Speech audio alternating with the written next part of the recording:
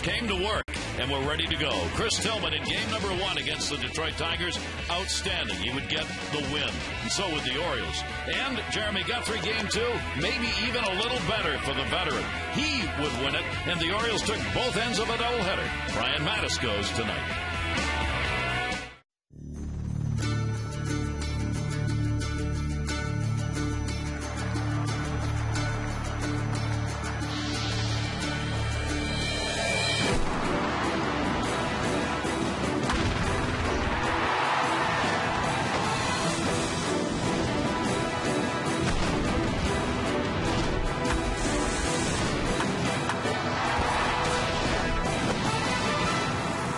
It's the Orioles on Masson as the final weekend of this regular season continues. Fan Appreciation Weekend, the Detroit Tigers in for 4, the Orioles with a doubleheader win against them.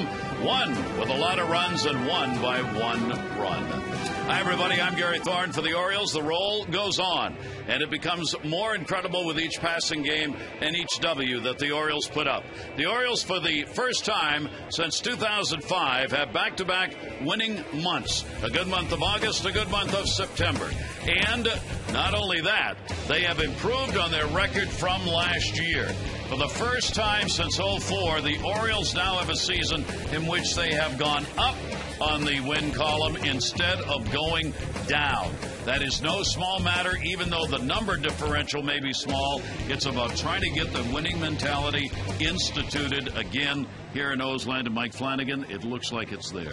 Absolutely. It's been a terrific, certainly last couple of months, going 34 and 22 under Buck Showalter. That's the difference, I think, heading into this winter. That's maybe the difference in going all the way back to, 2004 when they went 17 and 10 in September and got off to a good start in 05. I think this really bodes well for next year. And certainly it has been so much about the pitching. We'll talk about it during the game tonight. Brian Mattis is going to go out there tonight and try and continue a role that these starters are on, which is right now really amazing. Yeah, if you're trying to leave a good impression, I guess, with the teacher at the end of the year, these three certainly have done it so far. And actually, Mattis has already pitched well in his previous start. But Millwood, 7 innings, no earned run, just a couple of hits. Tillman, another masterpiece, 7 innings, 1 earned run, a solo home run, 3 hits. And Guthrie, just magnificent, 8 innings, no earned runs, and just 2 hits. They've only allowed 7 hits over their last 22 innings. That is really amazing. And Brian Mattis, the left-hander of all the starters for the Orioles, is in fact the hottest.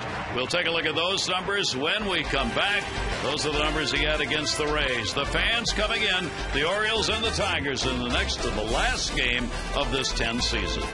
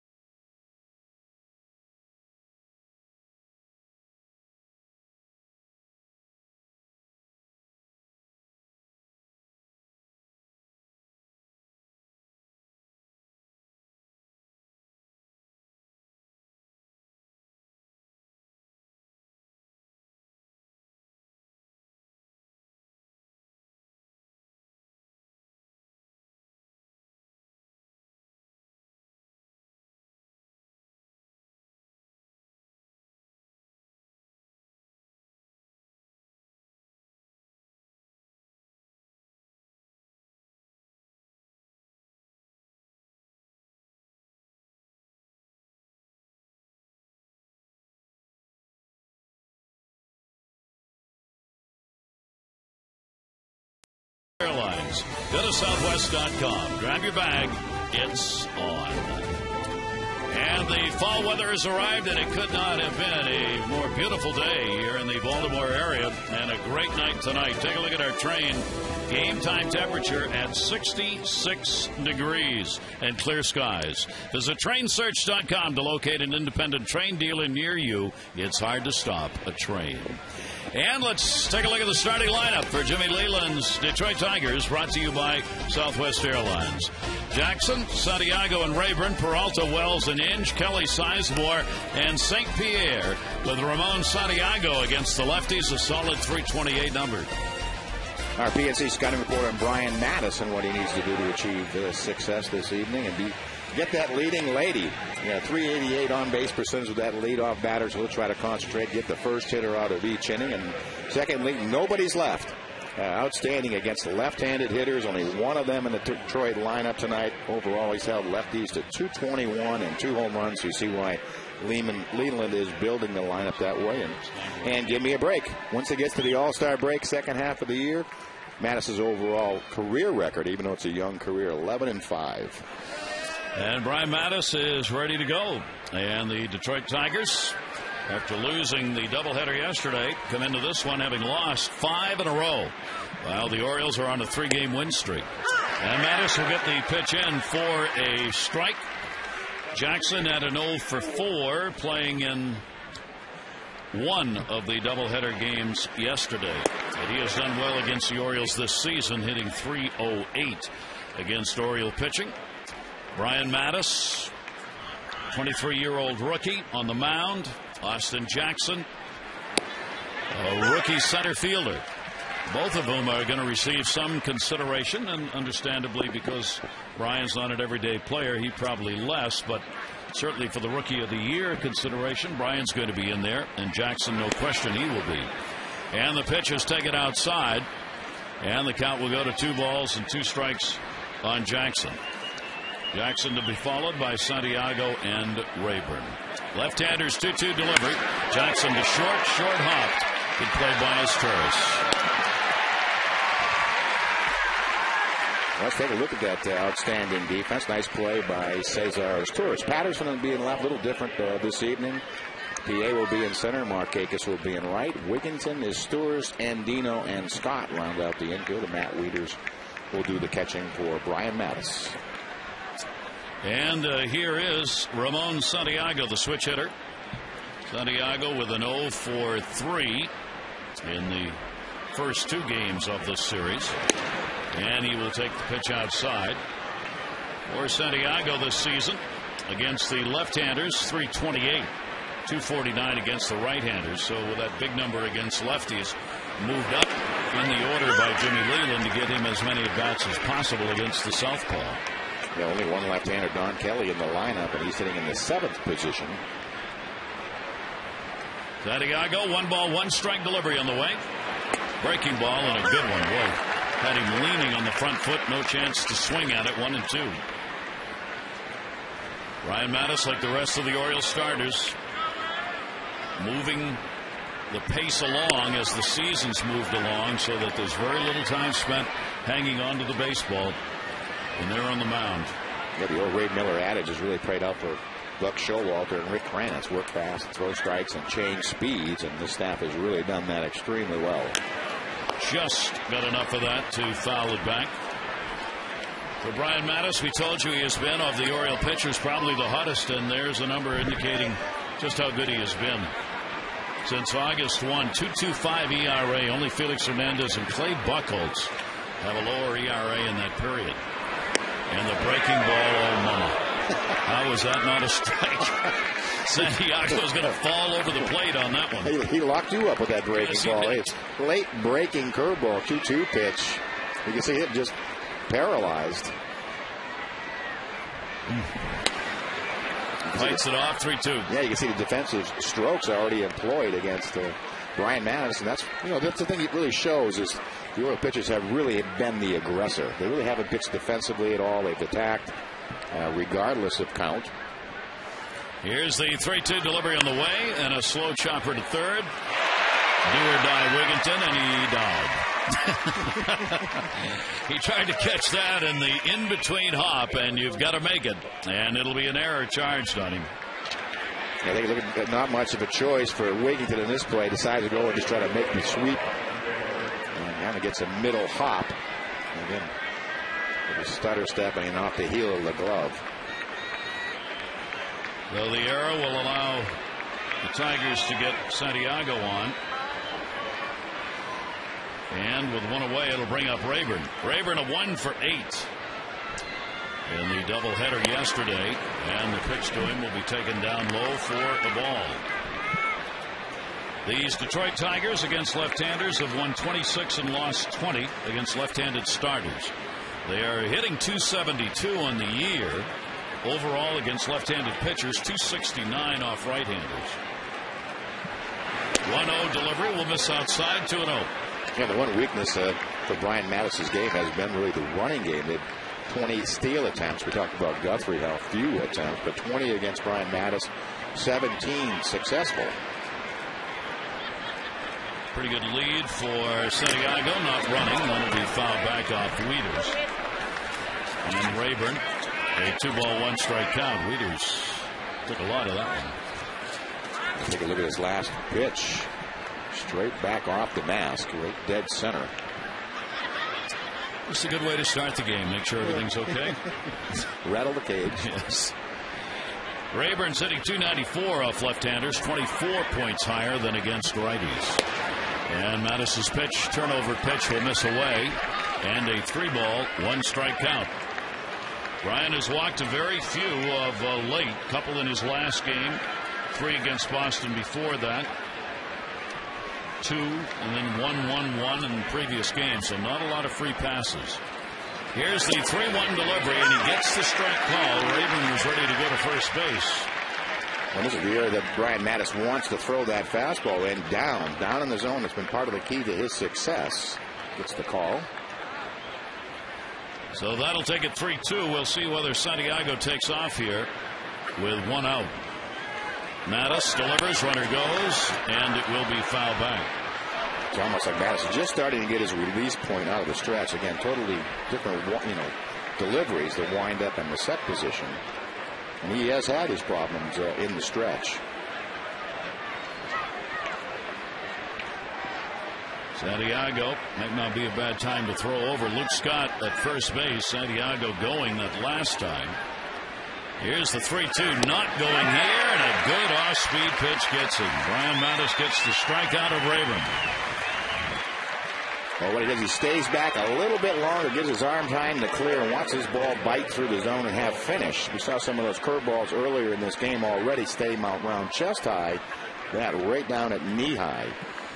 And that's the problem that sometimes left-handers have with the running game, is they don't get a chance to load up and have their arm finish the pitch. So now there are 2 down. Here's Johnny Peralta. There's that changeup.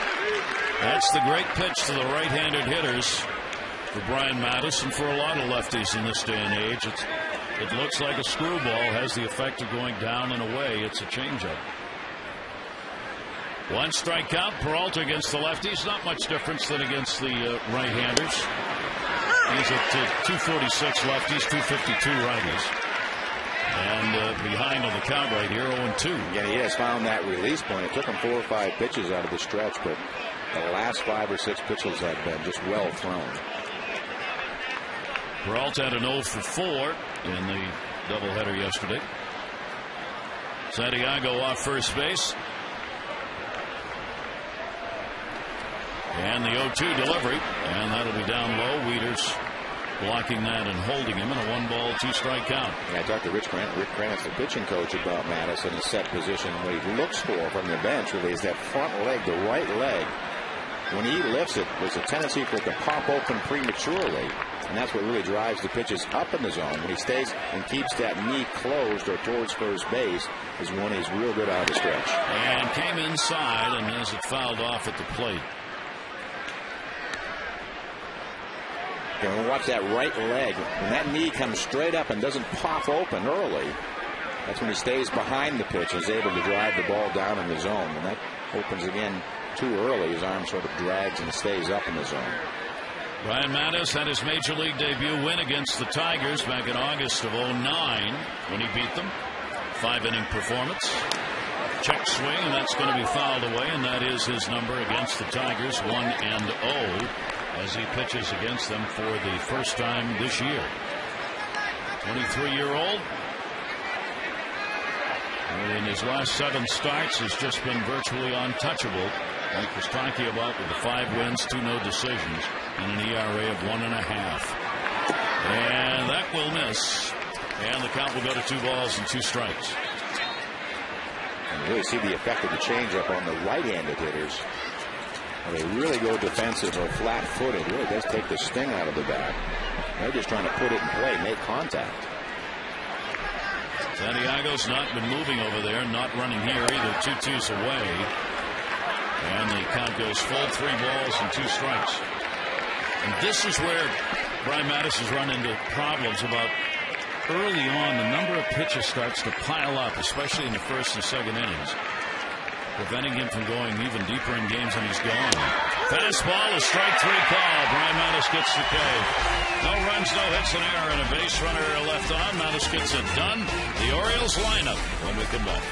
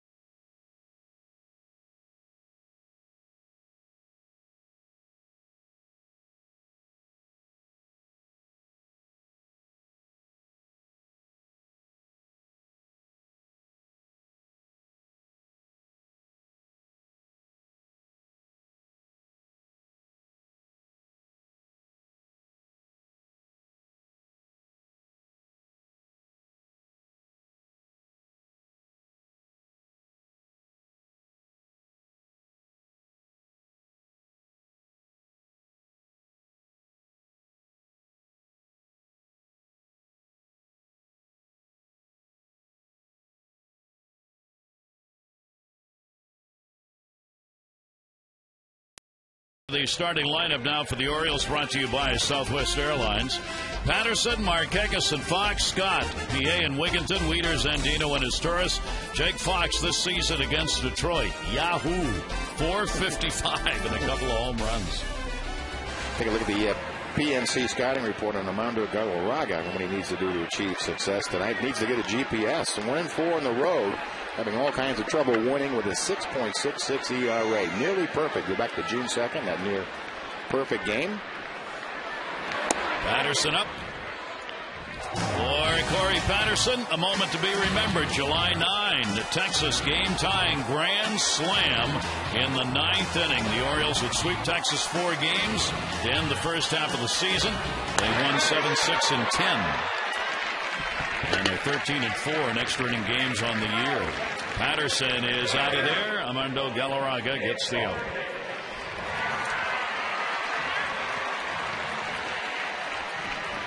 Galarraga will show you numbers on him since that almost perfect that Mike was talking about. Hasn't been pretty. Markakis has a 6-game hit streak. 3 for 7 in the doubleheader. Nick hitting at .295 and a strike on the inside corner. Since that almost perfect, 20 starts, 2-7, an ERA at 5, 18 homers allowed, .279 opponent batting average, and not a good walk strikeout number. It's not been good since he had that moment in the 2010 season. And the Tigers have lost their last 7 times he has started in a game. 28-year-old right-hander, 1 ball, 1 strike coming to Nick Markakis. And Nick will foul it back. Now Nick continues just to pour it on. What a year he's had. Yesterday in the DH with a 3 for 7, a home run. 38 hits since September 1, the third most in the American League. 1-2. Galarraga.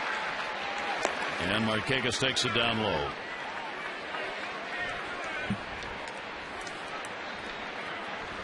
Nick comes into this tied for third in doubles with 45. He is 11th in walks. He's got 73. And he is 12th in on-base percentage at 368. And he reaches to protect and fouls it back into the screen, holding the count at 2-2.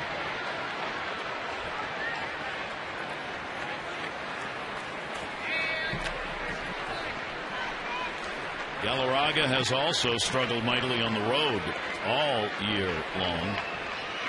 2-ball, 2-strike delivery on the way, and Markakis will pop that one up to shallow left field. Peralta, the shortstop, has the angle and the ball. Well, let's take a look at that Tiger defense. Rayburn will be in left. Braxton Jackson will be in center. Wells will be in right field tonight. Inge will be at third. Peralta short. Santiago will play second. Don Kelly will be over at first. And Max St. Pierre will be behind the plate. There are 2 down, and that will bring up Fox. Jake Fox, we showed you the big numbers that he has had against the Detroit Tigers. And he is 5 for 7 with 2 home runs off Galarraga. And takes the pitch down low for a ball. I don't think both players are not aware of this. Career versus the Tigers for Jake Fox, 14 for 30. Luke Scott-esque numbers, 467, 3 home runs. And against Galarraga, 5 for 7 with 2 home runs. I think we had a feeling that Breck Showalter would not only put Fox in the lineup, he stuck him right in the middle of the lineup. Batting third for Jake Fox. And he's got a 3-game hit streak coming in. Here's the 1-1 delivery from Galarraga, and that's a strike called. 1-2. Fox turning around looking, asking Chris Conroy, the home plate umpire, if he had a nice dinner, what his plans are for the night. And don't you know him kidding me? Right, and don't you know I'm 5 for 7 off this guy? I can't get that one. 1-2 is going to miss outside, and a 2-ball, 2-strike count. Fox also trying to extend the inning a little bit here, stepping out against Galarraga. Got a couple of quick outs on Patterson and Markakis. Here's the 2-2 delivery. Slider will miss away, and the count goes to 3 balls and 2 strikes. Talked about the tough outings on the road. Galarraga hasn't won a ball game on the road since June 24. 3-2 delivery in the air to left field. Rayburn is there, and Galarraga has himself a 1-2-3 first inning. We've completed Game 3 of this 4-game set.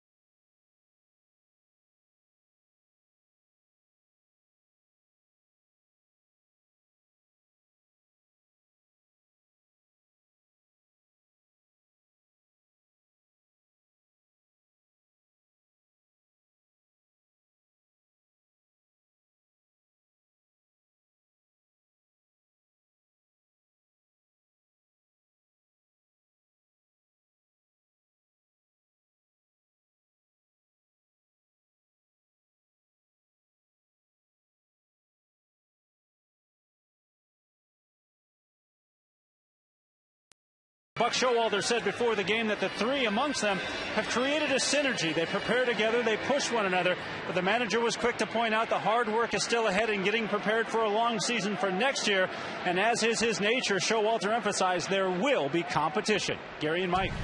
And that's what makes you better. And that's what Buck will be preaching and has and will continue to do all season long. Competition. Ball club now 33-22 under Buck with the doubleheader win yesterday. Rick Kranitz pitching coach as Casper Wells stands in.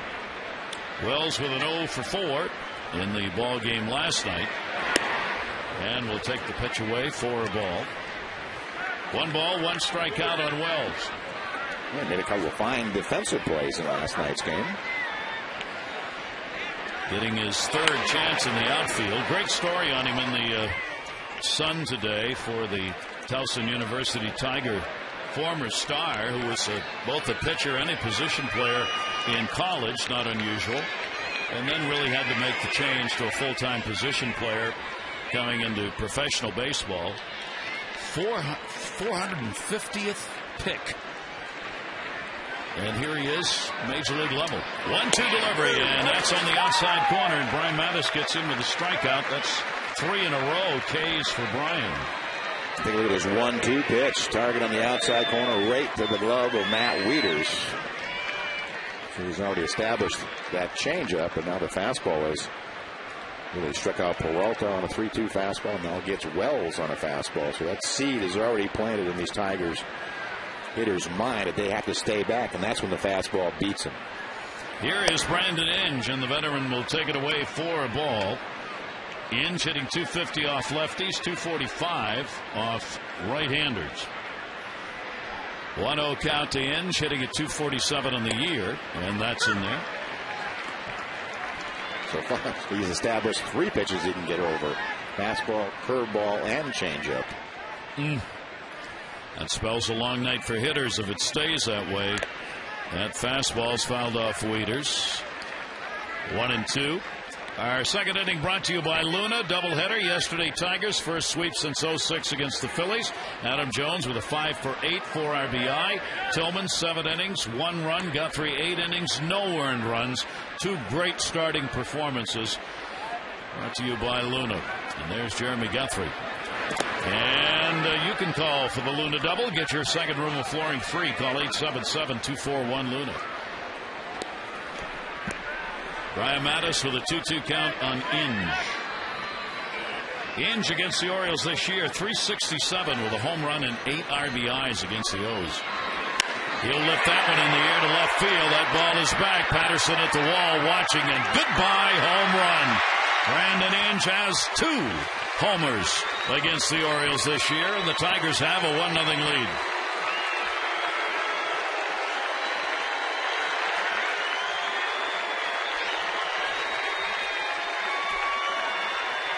Take a look at his 2-2 pitch to Brandon Inge. Breaking ball again. This one stays up. Ball time right into the swing of Brandon Inge. Long, towering home run.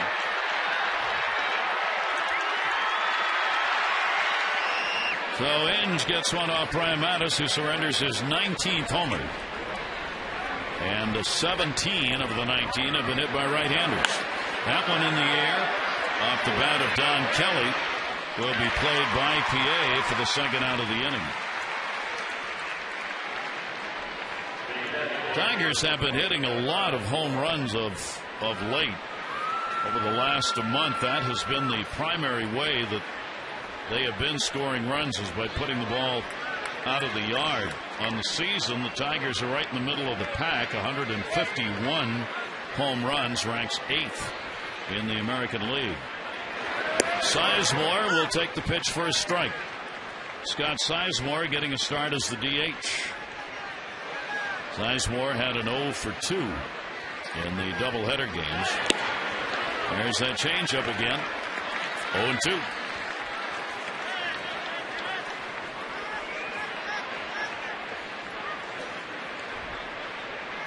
Tigers now have hit 34 home runs in their last 28 games. They got a couple in the doubleheader yesterday. Don Kelly hit. How about this? We're going to try and keep you updated a little tonight.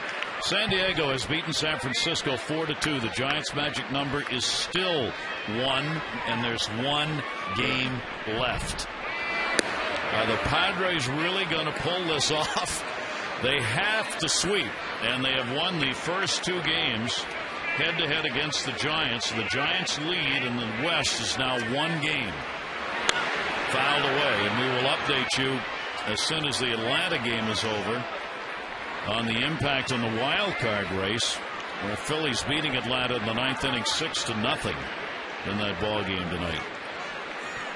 1 ball, 2 strike delivery to Sizemore, and the pitch is away.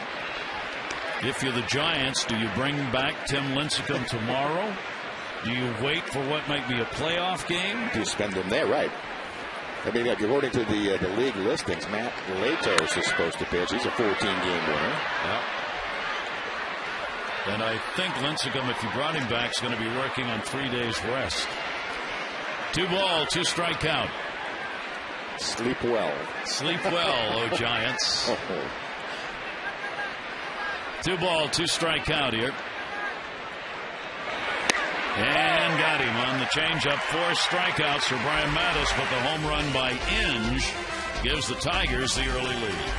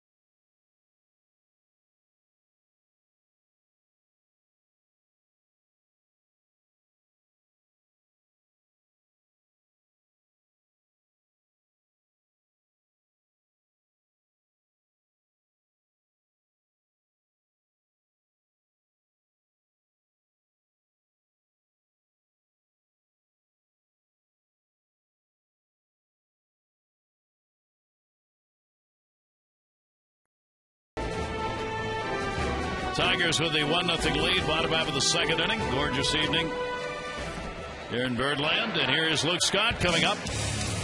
And for Luke, on base percentage and OPP in September, 407. And against Galarraga, 3 for 9 with a couple of home runs.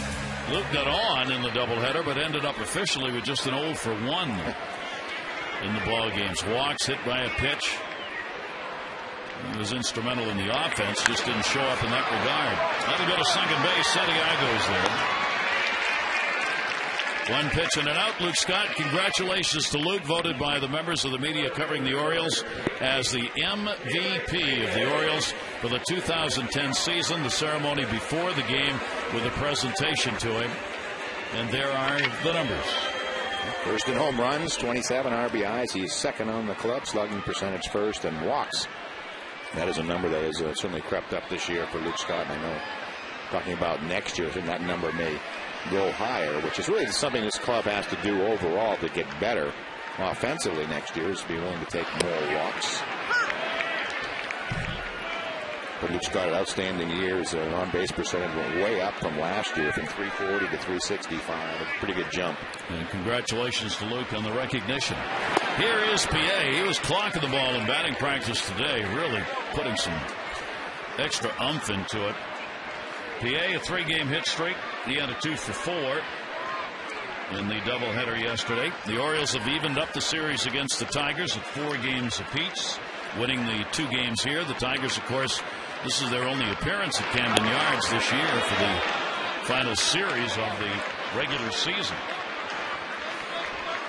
The O's have a chance to take the season series from them. 1 ball, 2 strike count on PA. And the off-speed delivery will get him. Galarraga gets his first strikeout. 2 down here in the second inning. The 2010 season wraps up tomorrow. Part of Fan Appreciation Weekend, a chance to win VIP experiences, take the field with the players during the anthem, even be handed a game-worn autographed jersey from your favorite Oriole. Don't miss your final chance for a little Orioles magic tomorrow. 888-848-BIRD to go to Orioles.com. Ty Wigginton. Wigginton will take the strike. Wigginton had an 0 for 4 in the ball game last night. Ty, an excellent season, hitting .251, 22 homers, and a team-leading 76 RBIs. Mike and I were saying before the game, if you were asked preseason who's going to be the leading RBI man for the Orioles, you might not have selected Ty Wigginton. But that's what he's done this year, and especially in the first half of the season. Here's the 0-2 delivery on the way, and a slider outside. Well, that's something we'll have to do next year. The beginning of the year, write down all the predictions. It'll be interesting to see how close you want to embarrass yourself. Yeah, absolutely. Of course. It's like doing predictions of finishes. That'll be fouled off. Well, if you're right, you refer to it, and if you're wrong, you never bring it up. That's right. That's exactly right. So you never did it. That's right. Never happened. Never happened. Don't do that. Like Showalter, who knows? As he was saying before the game today, how many people picked the San Diego Padres to have a shot at making the playoffs, or the Giants, for that matter, to be in the mix at the end of the season? Not many. 2 ball, 2 strike count. Galarraga trying to retire 6 in a row.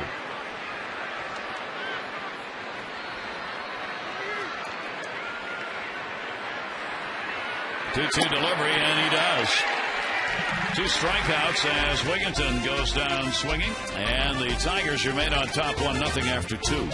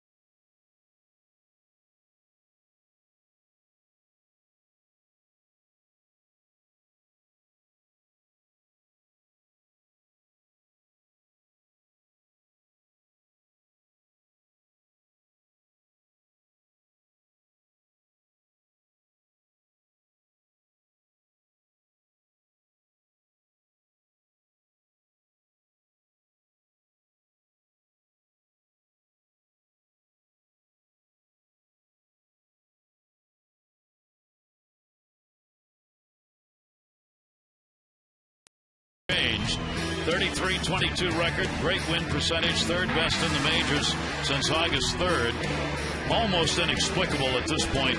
Only Minnesota, Philadelphia have had better records over that time frame, and it's kind of unbelievable. I mean, I asked Buck today, and he said, I think we just got their attention. You saw the younger players turn the corner. I happened to be the one who came in when they did so, especially the young pitchers. And everybody got the idea about little things that had to be done, game in, game out, grind them out. and it's worked. And he said, for next year, we'll see. Got to carry it over. Like so many fans were saying today, they wish they could take the last 2 months and now say it's June. Yes, June. Let's go.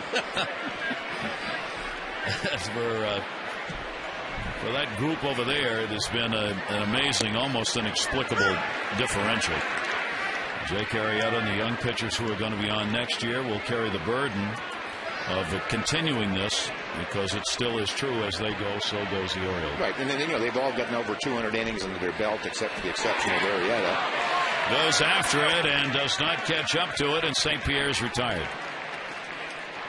He's trying to rack up the K's first time through the order, 5. But again, it's going to be a young nucleus, and it's going to be an experienced nucleus. Usually look for around 200 innings or so on the odometer to start having the light bulb going on, and you can certainly have, we have witnessed that certainly in the month of August and September. Back to the top of the order now. Austin Jackson grounded out his first time up. Jackson only .230 against left-handers and .320 against right-handers, one of the few negative numbers for Jackson on the year. And the pitch will be taken down low for a ball. For Brian Mattis, through the streak we were talking about, the last 7 starts, only 23 runners have reached second base, and 7 of those were in one game against the Yankees. That's getting to second base. That 5-0 mark in those 7 games and a 1.58 earned run average. He now has no walks and 5 strikeouts in this game. And that pitch will miss up high, and 4 in a row. Talking about this season for Buck Showalter, what's he most proud of? I'm proud of the players.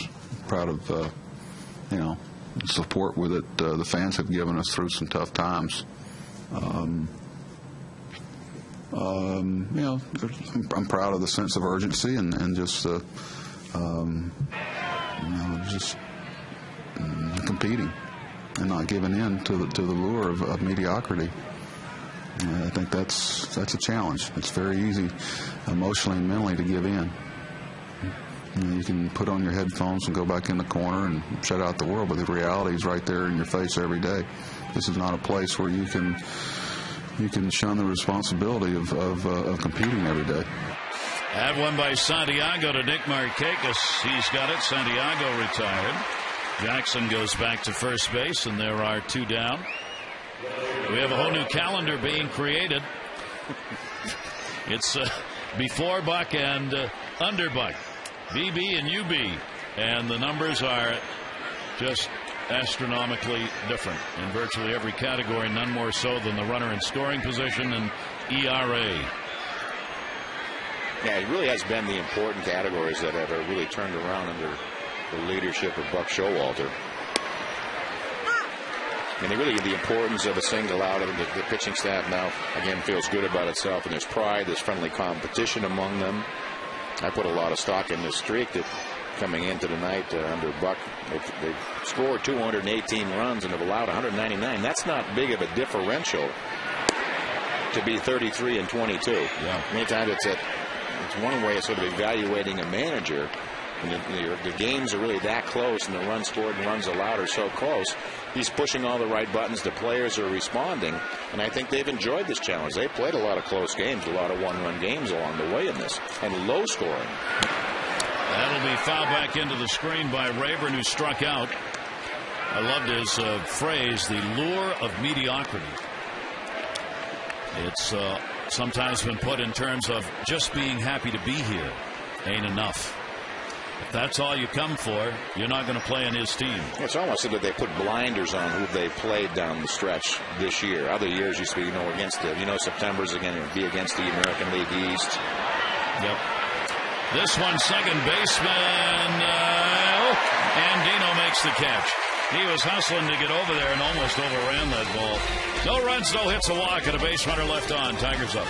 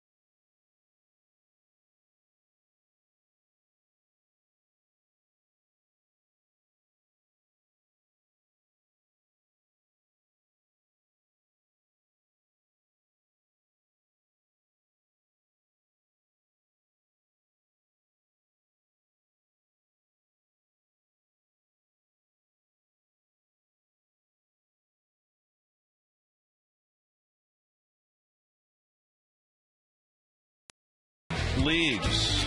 Well, I would say one of them is Jimmy Leland. Yes.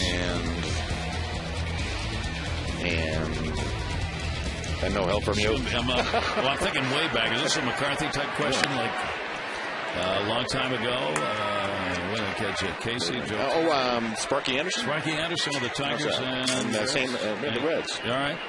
Sparky Anderson is our second choice, and the answer is Leland and Anderson. Oh! We had a half of it. Yeah. So we're 2.5 out of the last 3. It's not so bad. San Diego. So we're 2.5 out.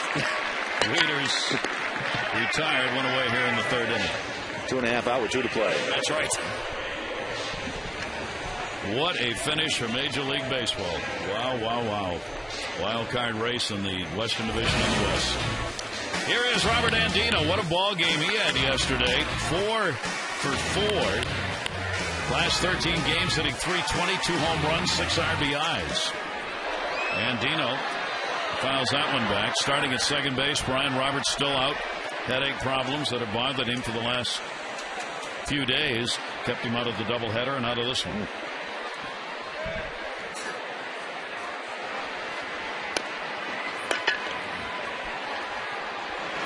Galarraga kind of drops down against right-handers and gives you that almost sidearm pitch. He's doing a lot more. I think maybe it's because of his infrequent success the second half of this season.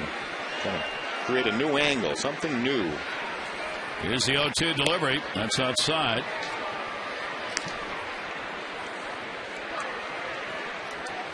Look at the delivery. Pretty smooth delivery by Galarraga. That is pretty effortless. Here's the 1-2 pitch, and that's down the line and foul. A lot of 4 o'clock games today, and Philadelphia's got the 7-0 lead over Atlanta. It's now a final. Atlanta's now tied in the wild card chase with San Diego. The Padres beat the Giants today 4-2. Back to the mound off the glove of Galarraga to second base. Santiago 1-for-3 against Andino.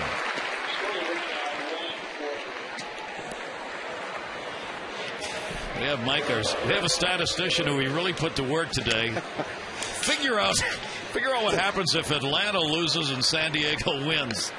Now he's got a stack of cards here. That's all they're about. He's got 500 cards. Right. And all he's talking about is that. Between innings, I'm going to try and read them. Let's see if I can figure it out. That usually gives us some great notes. Down the line in left field, and that's going to be handled. And as Torres is retired, as Rayburn is there to put it away. That's 9 in a row, set down by Galarraga.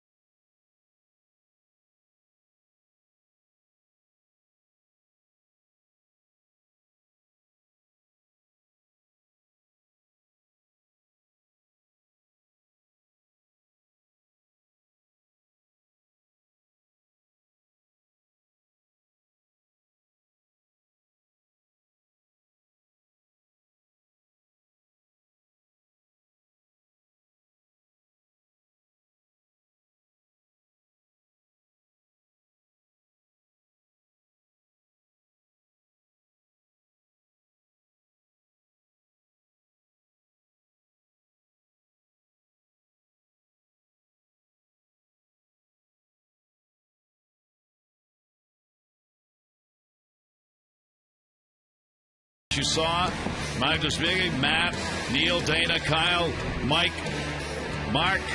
We got Mo, Elaine, and Chris. All of these people bring you the pictures and the sounds. These are the men and women who do the picture part of it, and nobody does it better than the group we have here in Birdland. And we thank our great crew for the tremendous work they have done again this season. Just outstanding stuff, and not easy. You talk about grinding out a season, these people get here way before the game starts. Have all kinds of setup things that have to be done, physical and mental work, and then are expected to broadcast the game. In the air, Johnny Peralta. Patterson going back in the warning track will make the catch. One away.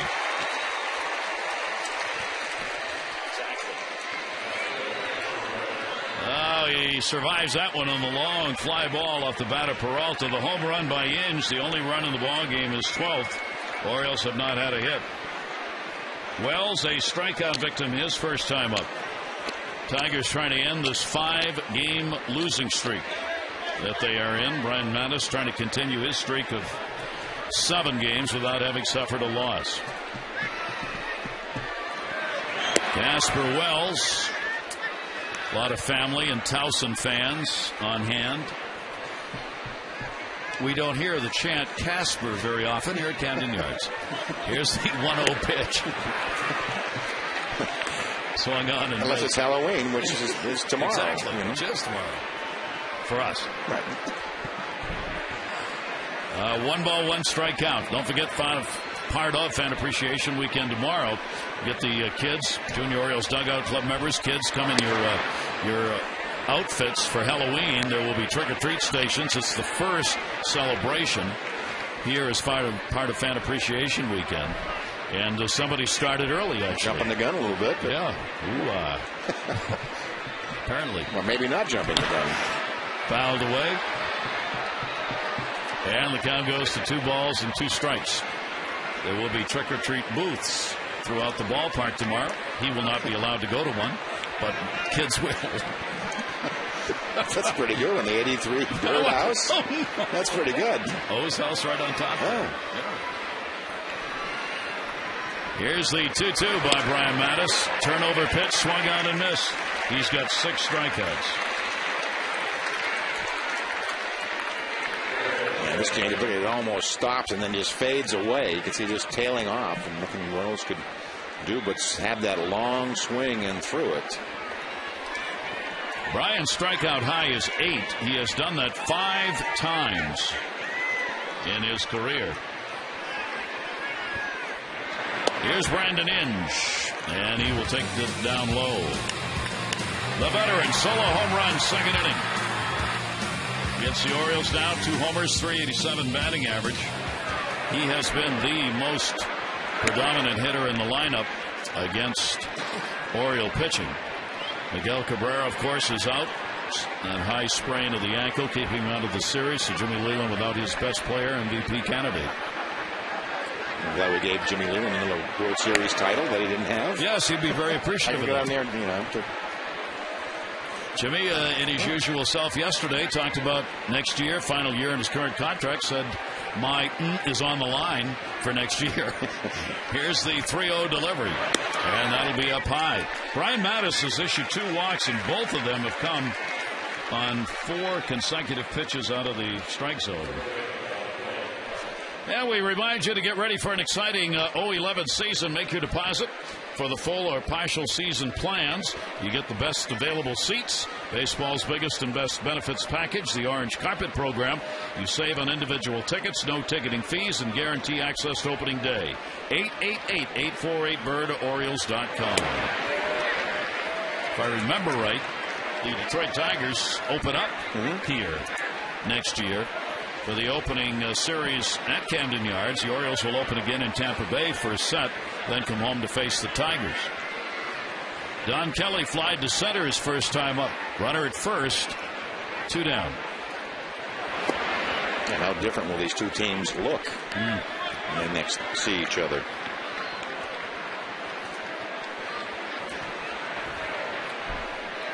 It'll be a very interesting offseason, as they all are, but especially for the Oriole fans.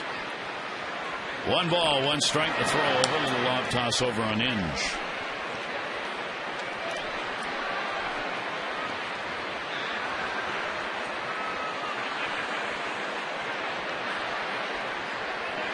Don Kelly, 2 home runs in the doubleheader yesterday, 1 in each ball game.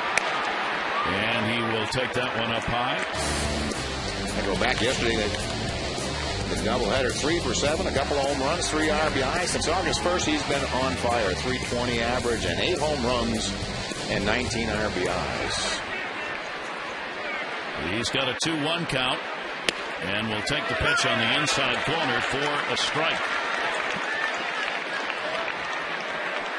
Brian Mattis with a 2-ball, 2-strike count on the left-hander Kelly. Kelly, 250 off lefties this year. Against Brian Mattis, left-handers hit only 221. Here's the 2-2. Inside corner, no. Mattis thought he might have had it, doesn't get the call, 3-2.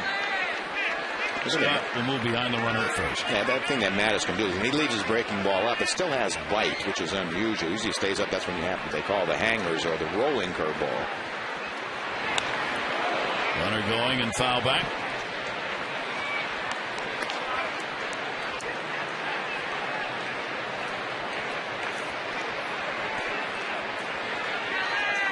Kelly, another one of these players who's seen a lot of time in the minors, getting a shot with the Tigers, the expanded roster. Here's the 3-2 delivery, and he got him. That's 7 strikeouts in the ball game, 2 more here in the 4th inning. A runner left on. Tigers up 1-0.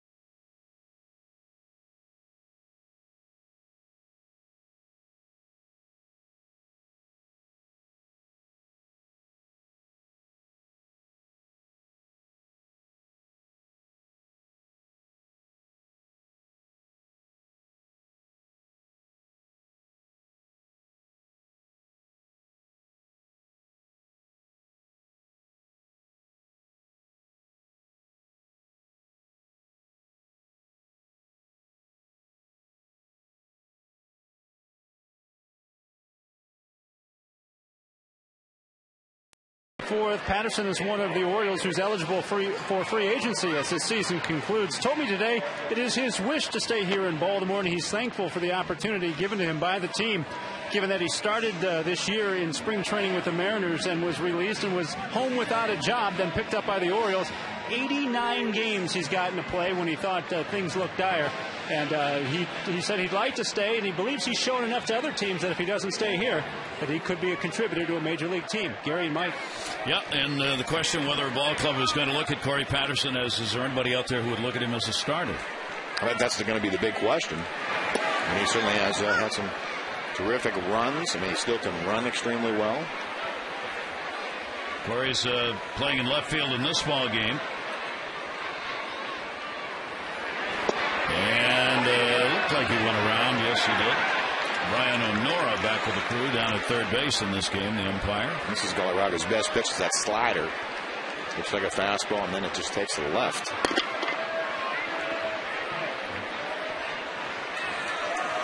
Oh, 2 delivery on the way. Galarraga will miss inside with it. So the West comes down in the National League to tomorrow's games. I'm not going to try and run through all these at once, but enough to say Padres and Giants. Giants still have a magic number of 1. Patterson is retired. And a strikeout, number 3 in the ball game. A reminder that tonight's Maryland Lottery Hit It Here fan of the game, Kenneth Saunders from Baltimore. If an Oilers player hits the Hit It Here sign in the bullpen area, Kenneth to get $100,000. Find out how to become fan of the game. Visit mdlottery.com/hitithere. Markakis up. Giants and Padres play again tomorrow. If the Giants can win, they win. Yeah, one of them needs to win a game. That's really what it's down to. If the Padres and Braves both lose tomorrow, then they have to play a playoff, one-game playoff. So one of them has to win. And there is a chance at a double playoff situation. If the Padres, Giants, and Braves all finish with the same record, and they could, there would have to be one game played Monday, and then the winner would have to play, the loser would have to play for the wild card berth on Tuesday. In the air to right, back at the wall, and goodbye home run. Nick Markakis is showing the long ball in the final series as he ties this game up at 1.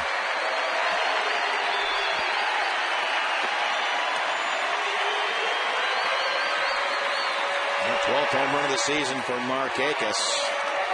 Right up on top of the tall right field scoreboard. Lean back stroke.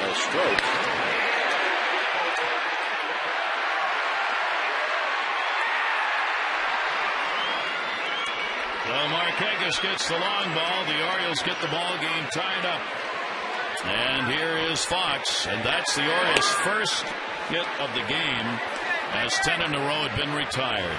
State Farm donating $100 to the Wounded Warrior Project for every home run hit with the Orioles in the second half of the season. Galarraga's given up 21 homers, 11 of those to left-handers. And for Markakis, he now has hit 8 of his 12 here at Camden Yards this year. I think Nick heard some of the rumblings a bit about great year, a lot of doubles, but where's the power?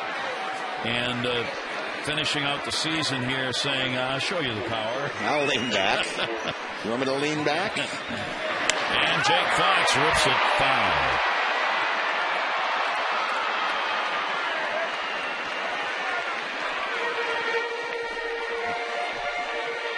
And Nick just is going to round out this season with this series. This is a bow on a big package. The way it's going right now of an outstanding 2010. Here's the 2-2 delivery to Fox, and he'll go down on that slider. That's 4 strikeouts for Galarraga. Let's take a look at our Lowe's home field advantage. This season for Luke Scott, a vast difference between home and road. Average home runs, RBIs, and slugging percentage. And before the game today, like Showalter said, that is something that's got to be evened out on the road side going up for Luke Scott next year. Scott products keep your lawn lush and green. Visit Lowe's for a chance to win a VIP World Series experience. Compliments of Scott. 0-1 count, 2 down. Scott hitting at .284. Luke grounded out his first time up, and he'll foul that one away. Yeah, the big difference with Luke Scott this year is using more of the field. We've seen him get more base hits to left center field than in other seasons this year. Again, coming into the night, .285. Last year, .258. So a big jump in the average. He really has sort of made himself into an everyday bat. Has really handled left-handed pitching much, much better this year.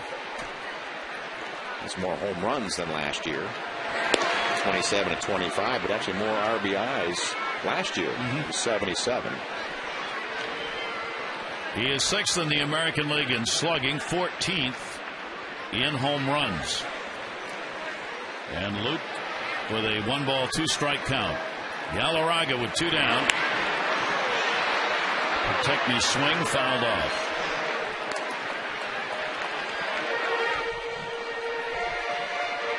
Well, let's take a look here at what's going on with Tampa Bay leading Kansas City 3-0 in the third. The Yankees and Boston playing a doubleheader, and wouldn't you know it, it's 5-5 in the 9th inning of the first game, and the second game is supposed to start at 9 o'clock.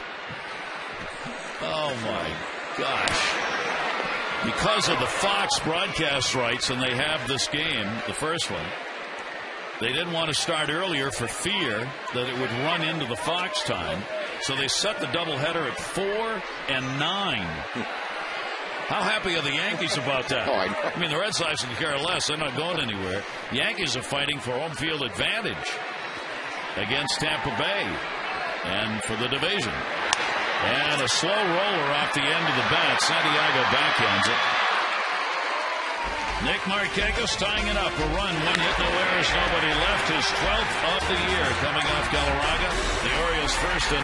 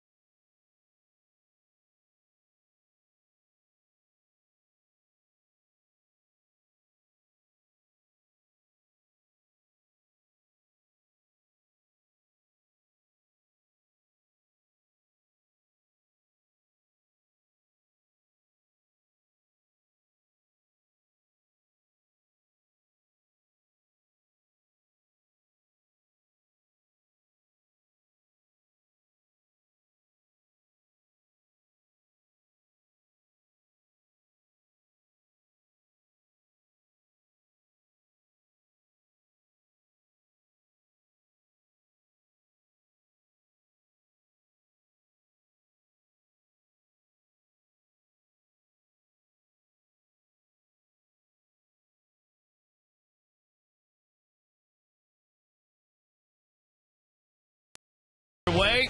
Fans are showing it by coming in their orange best. Luke Scott, the MVP, as voted by the media for this season. Fans getting to meet some of the Oriole players going out on the field for the national anthem.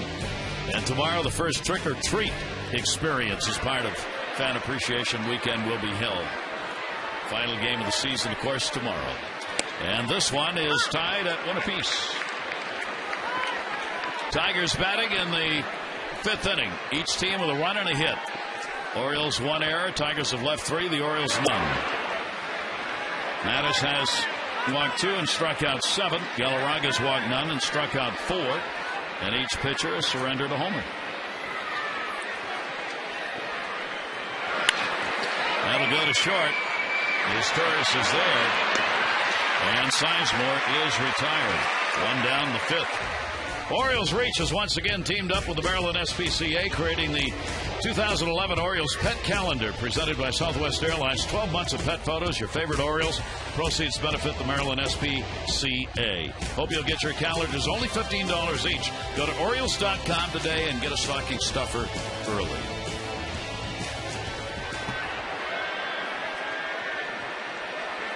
Or you could hand them up for Halloween. Here's Max St. Pierre, the Quebec City native, doing the catching in the ball game. A strikeout victim, his first time up. 0-1 count on St. Pierre. Ground ball to second base, handled by Andino. 2 down. That's what Madison needs to do, is get a couple of quick outs. Pitch count is slowly creeping up into the 80s. That's the 82nd pitch. Strikes 49, balls 33. Make no mistake, it's not to put a drought on anything that's gone on right for the Orioles, but this is why there is an adage in baseball about be careful about September. Everybody's swinging on the first pitch. Everybody's thinking about packing up tomorrow and going home. Tigers are out of it. You got a minor league, half minor league lineup in there for the Tigers. You just have to be careful in evaluations of your team and your players in spring training and in September and now October. It's a different game. It's a different breed in September. And Buck Showalter very much aware of that, too. So I think he's trying to look through some of this. You're also talking about next spring, the same thing. There's players that will come out of winter ball, have been playing all winter, and they'll have a lead on some of the players that have been, coming from the north of the United States, going down maybe their first time outdoors, starting at the same point. That's why it's very difficult to get a good read in the spring. That takes nothing away from what this team has accomplished here in the last 2 months. Those are real numbers of vast improved pitching staff in particular. 1 ball, 2 strike count on Jackson. Jackson has drawn a walk and grounded out. Brian Mattis trying to set the side down in order here in the 5th. And got him. That's 8 strikeouts, so he reaches his career high again with the 8 Ks, setting the Tigers down 1-1.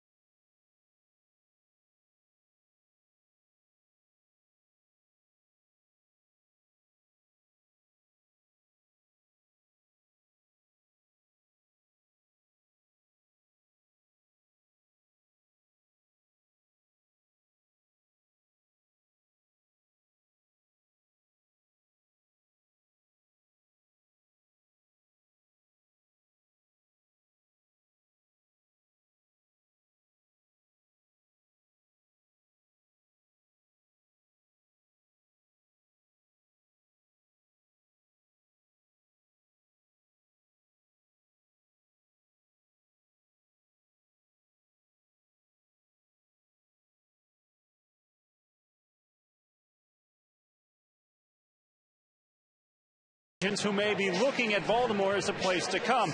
With the addition of Buck Showalter as manager and the winning that the team has done, Showalter says there have been some inquiries from baseball people, but it's a sensitive issue.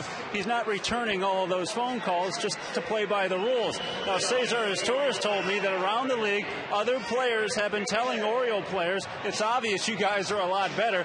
Izturis even said umpires have been bringing it up to him in conversation. Now, that's what Buck would like to know, that the umpires actually appreciate that the Orioles are playing some better baseball. Back upstairs, Gary and Mike.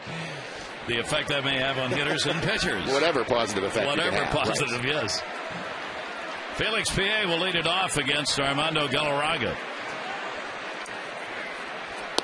And Pie will take that. He struck out his first time up, comes in with a 3-game hit streak.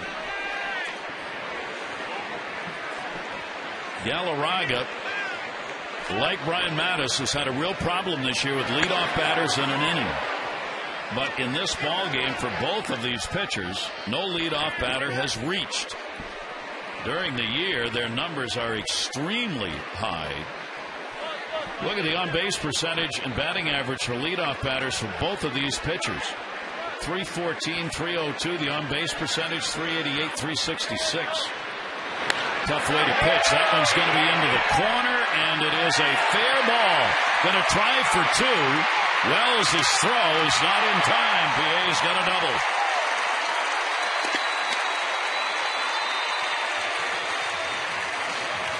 #15 double this season for Pie. Let's take a look at this pitch. Slider in the middle of the play. It was just going to be a question if it stays fair. And Wells gets to it quickly, but a double clutch cost him a chance to get Pie, where again has outstanding foot speed. Wells handling that one off the wall. Now an RBI opportunity for Wigginton. His job is either to get him over or get him in. Wigginton struck out his first time up. He is 1 for 8 now, lifetime off Galarraga. Good lead at second, Pie, and the fastball is up high. But this to me is when Wigginton becomes more of a dangerous hitter. You can see right there, he's trying to hit the ball or inside out the ball to right field, and that's when you hang a slider. That's the pitch he'll turn on. And he's trying to shoot it right to that right center field alley. 1-0 count. That one to second base, hit high. It's Santiago. He gets the job done. He moves the runner up. One away. And you take a look at the Orioles this season. Their highest average came against Florida and then this Tiger team. Most runs per game scored against Florida and Washington. And the best ERA, that was against the Angels and the White Sox. Brought to you by H.H. Gregg. We make buying TVs and appliances simple. H.H. Gregg. Price and advice guaranteed. These games against the Tigers have been offensive affairs. Infield is in. One down. Matt Wieters grounded out his first time up. Wieters 3 for 7 lifetime against Galarraga, but a nice opportunity for Wieters. Matt at home this year hitting .249, .251 on the road. 1-0 delivery to him, and that's in the air to center field. He drove it. Jackson back, wanting track wall, and he's got it. Tagging up PA, a sac fly, and just missed a homer. But he gives the Orioles a 2-1 lead.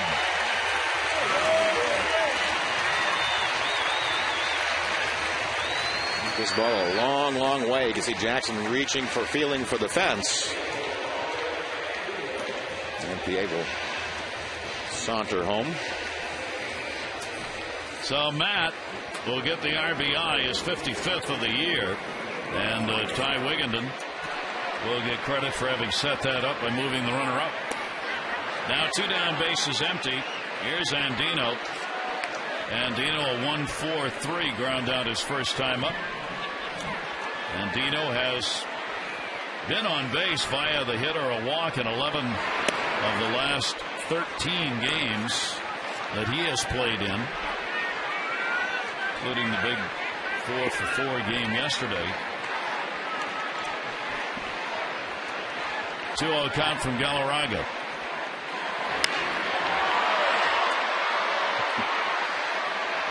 Way foul. That's getting the bad head out. That's a real good fastball hitter. That is truly turning into pitch.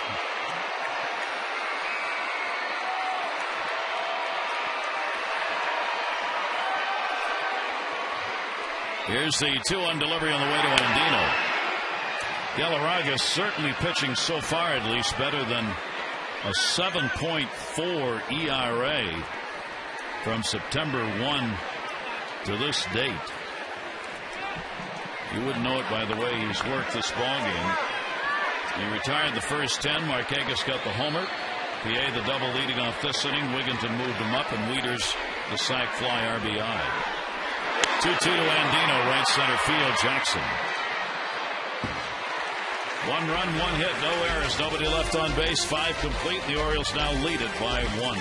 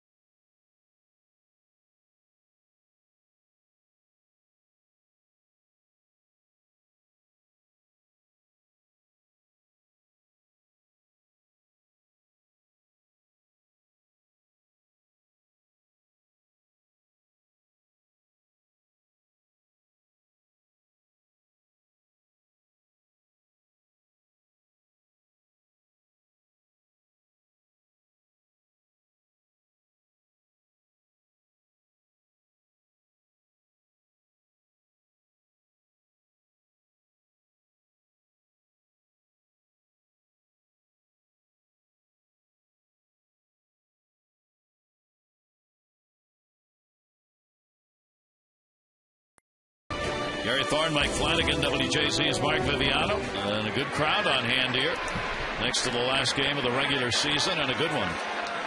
Orioles up by 1.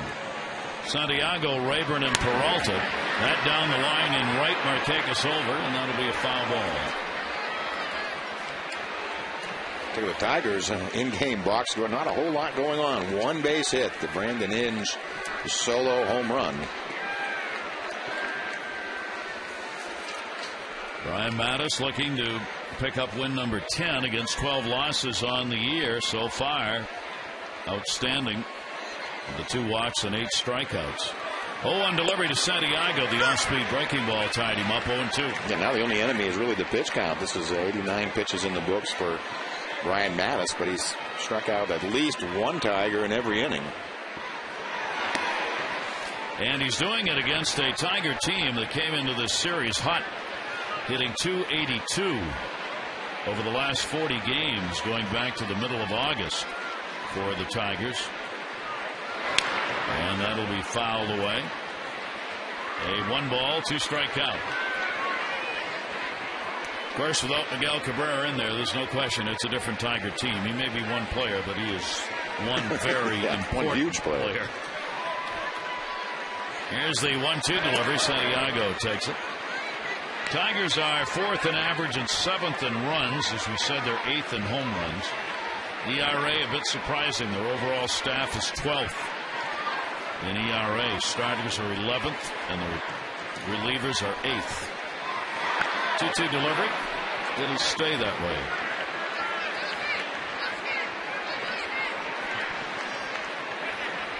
Minnesota won their ball game today. Best record in the American League still up for grabs. They've won 94. The Yankees have won 94.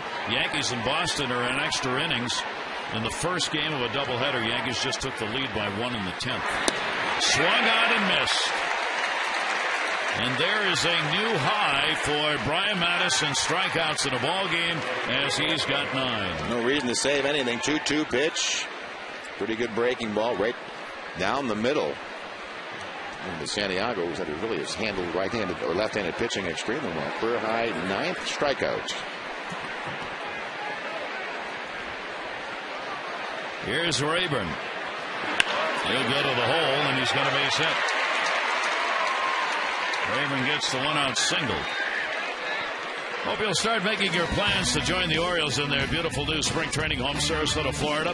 You can go to Orioles.com/spring to sign up to receive the news on travel packages, game tickets, and more. Follow the construction of the Orioles' new spring training ballpark as well. For details, Orioles.com/spring. Ballpark will be ready well in advance of spring training in Sarasota and will look much like Camden Yards dimensionally. Breaking ball will be taken inside. Peralta called out on strikes and flying out to left. Just missed a home run his last time up. Yeah, Mattis has struck out every Tiger hitter with the exception of Brandon Inge, who has a home run and a walk. And Peralta gets underneath that one to right. But Markakis will put it away. Runner back to first, 2 down.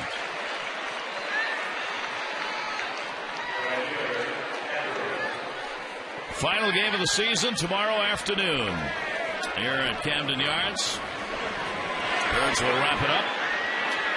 Hope you'll take the opportunity to come out and enjoy the final game as Brad Bergeson will be on the mound, his 28th start of the year. One of the Orioles' hopes for not just next year, but for years to come. 2 away, and the pitch is inside to Wells. Wells has struck out twice in the ball game.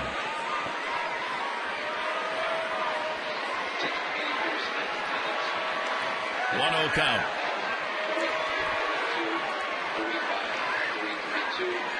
1-0 delivery on the way. Tigers had not announced before the game, at least I hadn't heard, the starting pitcher for tomorrow's game. They were going back and forth. Like Halloween is going to be a surprise. Yes. Talking about doing some bullpen guys, maybe list of bullpen pitchers. Here's the 2-0 delivery to Wells. He hits it in the air to left center field. That's good wood.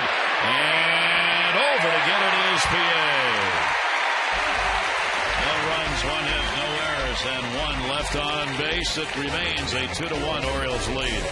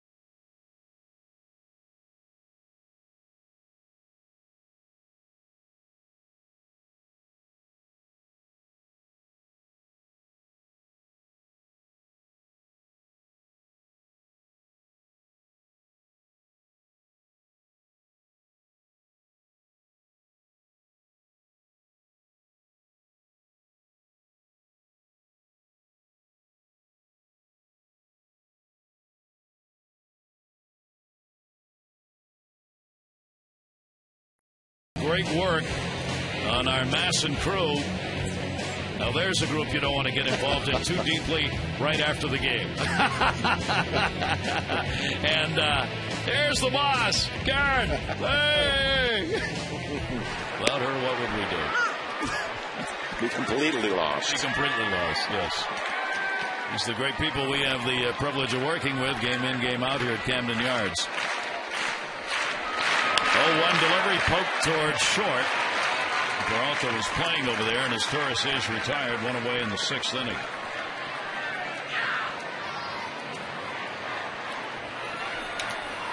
Look at the Oriole in-game box score. Nick Markakis, the solo home run. Felix P.A. double and a run. Matt Wieters, a long sacrifice fly to center field for the 2-1 lead. Leadoff batter Corey Patterson. He has struck out and lined out in the ballgame. Galarraga's delivery to him. That's going to be towards the gap. Rayburn over. Cuts it off. Throw will be way wide at second. And a stand-up double for Patterson. 16th double of the year, and certainly outstanding speed by Patterson. Really is a pleasure to watch him run. Up and out over the plate, right out of the box. Line drive splits left center field area. And watch how quickly he can get in this second base into scoring position. Not even close. Well, the Orioles already leading at 2-1, get their 3rd hit off Galarraga. And here is Nick Markakis. Only 1 down. Markakis has homered and popped out. 7-game hit streak for him. Homers in back-to-back games, 6-game hitting streak, 429 average through that time frame. I couldn't believe it. Last time Markakis homered in back-to-back games was August of 2009 against the Angels, and that was here at Camden Yards. And that's a strike. Nick didn't think so. Down and away doing. And a 2-strike count on Markakis. Michael Gonzalez in the bullpen. Nick hitting .331 with runners in scoring position. One of the most consistent of the Orioles in that regard this season. 0-2 delivery to him. And it was scooped up in the dirt by St. Pierre.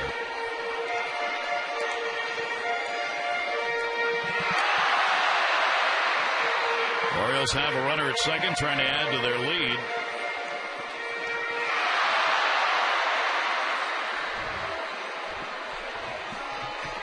Outfield favoring Nick to pull the ball. Jackson a couple of steps over to right. Nick has gone the other way a lot this year in that left center field area. That one in the air to left field. Rayburn backing up. He's got it. Runner tags but will not go. And there are 2 down. Hey, take a look at this date in history. October 2, 1920. The Reds win the first 2 games against the Pirates in the only triple-header to be played in the 20th century. The home plate umpire was the same guy for all 3 games.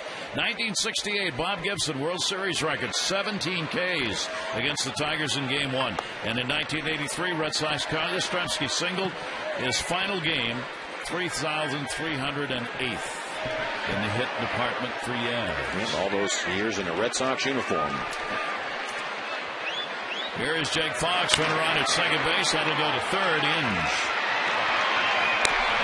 And got him. No runs, 1 hit, no errors, and 1 left on base. The Orioles on top by 1.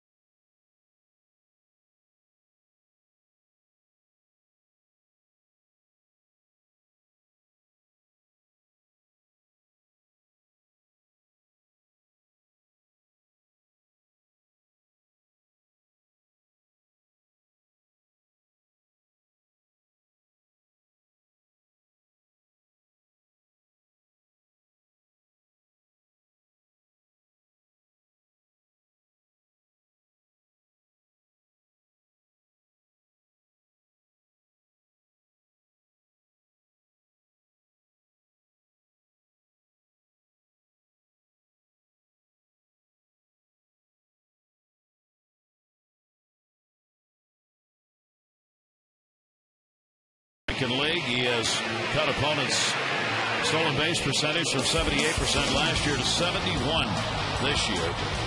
And Matt continues to improve the defensive game behind the plate. And had a great caught stealing last night. Well, Gonzalez now at 28th game of the season, 1-3 record. ERA about low 4s. 22 innings of work to 17 hits allowed, 14 walks, 28 strikeouts. More strikeouts for innings pitched. He really has, since coming back to the disabled list, a tale of 2 different seasons. He's pitched to a 1.76 ERA, 15 in the third, just 3 earned runs in his first 18 appearances since coming off that disabled list. So Brian Mattis with a chance to win it. Leaves going 6 innings, a run on a couple of hits in the ball game. Brian and Galarraga, both outstanding performances. Yeah, they were terrific, and then you talked about it. They're keeping the leadoff men off base. Just a couple of blemishes on the mark, but an outstanding game and season, I guess, for Brian Mattis finishing up. And Galarraga, I'm sure is glad this one is over. Gonzalez gave up a couple of runs on September 12 against the Tigers. Since then, he's appeared in 5 games, working 4 2/3 innings, and has given up no runs, striking out 8 and walking 4 during that time, and only 1 hit in those last 5 ball games that he's worked in. Here's the 1-2 delivery, and that will be buried inside on Inge. Inge a homer in the second inning, his 12th of the year, and he has drawn a walk.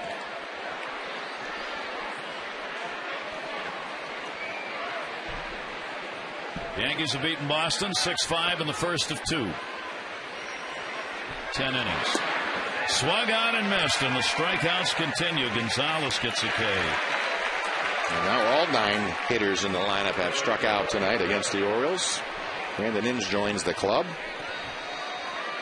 You're going to like this move by Buck Showalter. Again, we know there's only one left-hander in the lineup, and that's Don Kelly at the plate. But also by bringing in Gonzalez, keeps all those left-handed bats sitting on the bench. One down, 7th inning. Here is Don Kelly. Kelly in the air to right center. PA, the center fielder, is there. And he's got it. 2 down. This copyrighted telecast presented by authority of the Orioles may not be reproduced or retransmitted in any form, and the accounts and descriptions of this game may not be disseminated without the express written consent of the Orioles.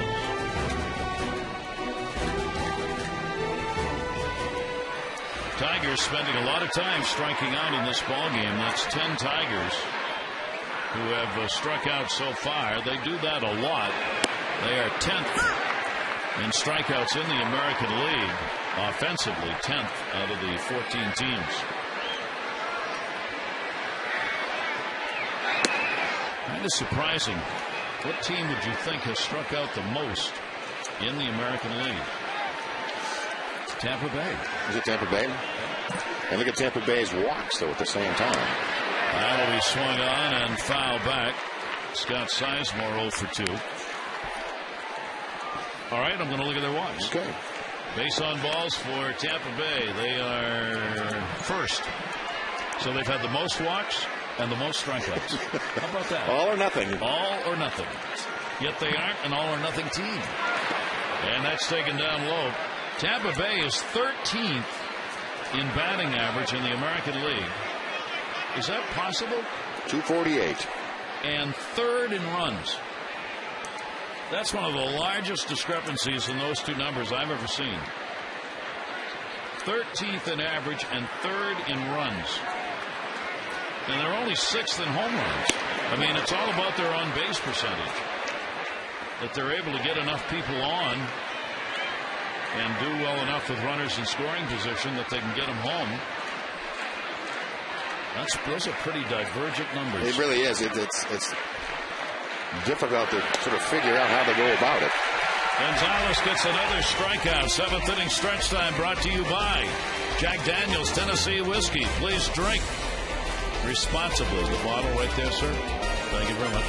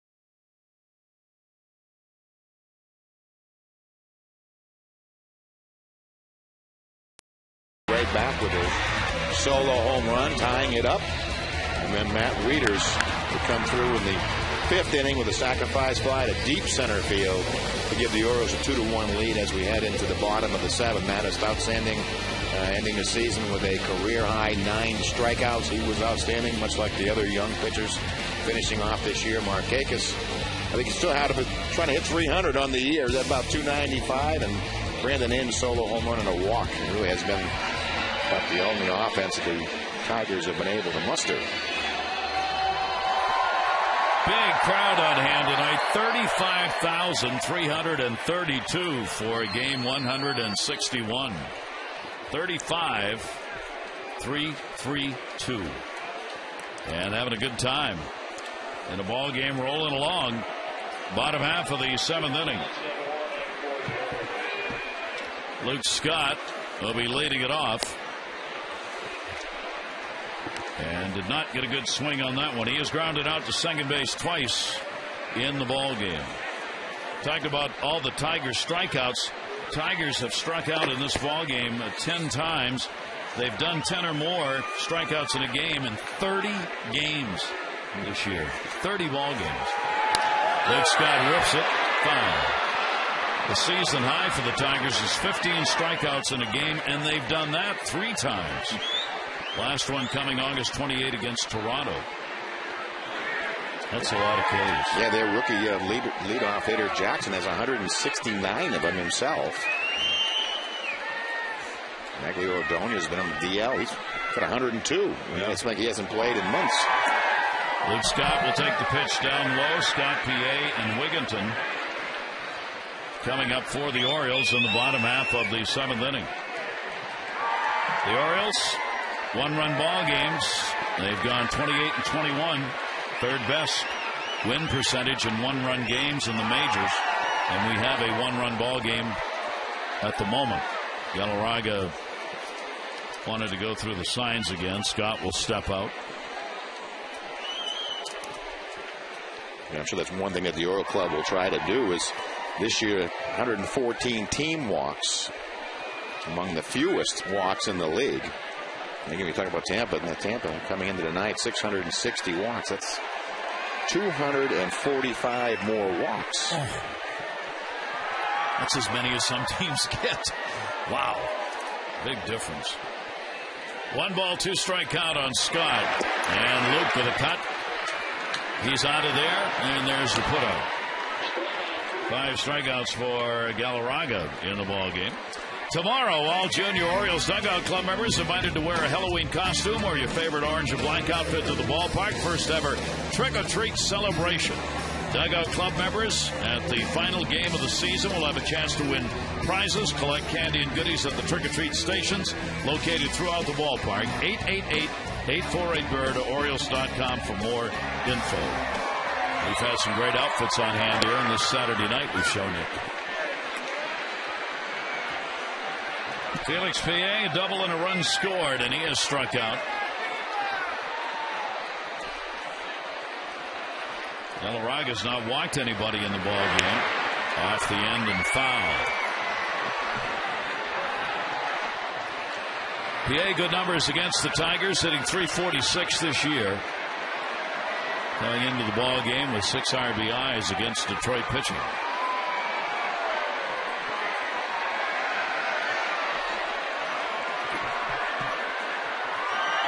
And the 0-2 is outside.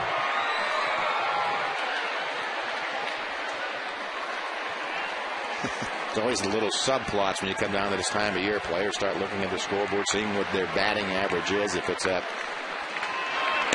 250, they don't want it to go to 249. It sounds so much lower, 249 and 250. Wigginton's at 250. You got Matt Wieters now at 249.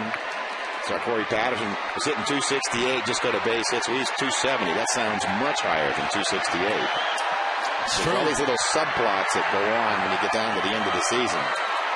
Strikeout number 6 for Galarraga. PA retired. And there are 2 down in the 7th inning. Take a look at this 2-2 pitch from Galarraga. Late breaking slider, his best pitch.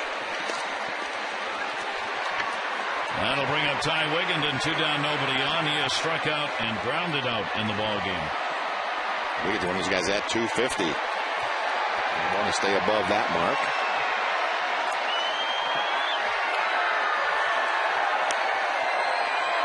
First base, Kelly. We've completed 7. 3 up, 3 down in the Orioles half, and the Orioles remain up 2-1.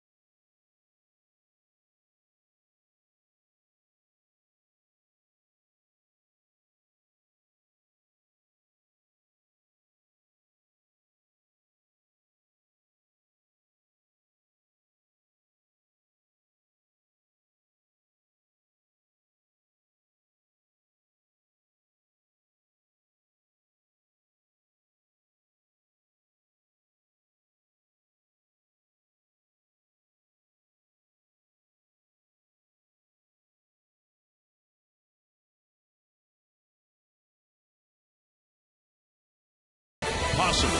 And by Honda, look for money-saving leases and low financing at your Honda dealer. Mike Gonzalez worked an inning and struck out 2. And now Jim Johnson will come on with the Orioles up by 1. Jim Johnson in his 25th appearance, 1-1 record, ERA 3.70. Power arm, 24 and third innings of work, 5 walks, 21 strikeouts. Jimmy Johnson, one of those multiple pitch pitchers. Starter stuff, pitching out of the bullpen. Now we'll see a bit of the left-handed bats coming off the bench with a right-hander on the mound. Will Rhymes will be the pinch hitter. He'll be in the number 9 spot for St. Pierre, the catcher, who had an 0 for 2. Talking about all the strikeouts, turn it around the other way. The Oriole pitching staff with the strikeouts recorded in this ball game. 16th time the Orioles staff has had 10 or more strikeouts in a game. Season high was 13, and that came against Seattle. Jackson and Santiago at the top of the order will follow.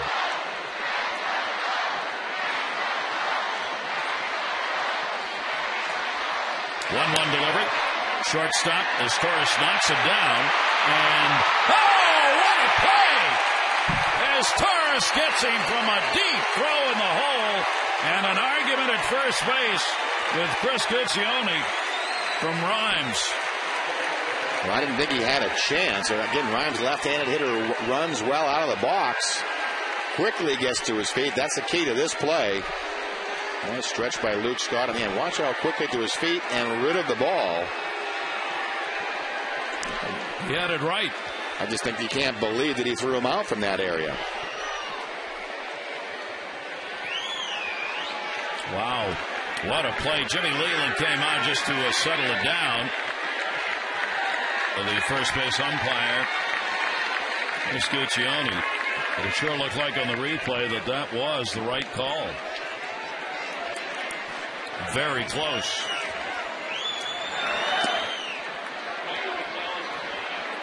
Good job by Tom Brookins, the first base coach of the Tigers, to get Rhymes out of there, because Rhymes was really exploding, and Brookins jumped in to keep him separated from the umpire. Markakis and Wright will head over. Diving. Another one! Nick Markakis comes up with it. And the Orioles with back-to-back flashing leather.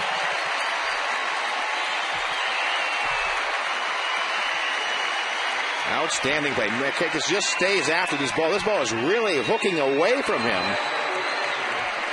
And just lays out. See how low to the ground he is when he dives, trying to get every inch out of that stretch. It's a nice pitching. This is easy. I don't have to do anything. Yeah, just throw it over. Just throw it over, they'll hit it, and somebody will catch it. Wow. Avila is coming on as the pinch hitter. Alex Avila. 2 down, nobody on, hitting for Santiago.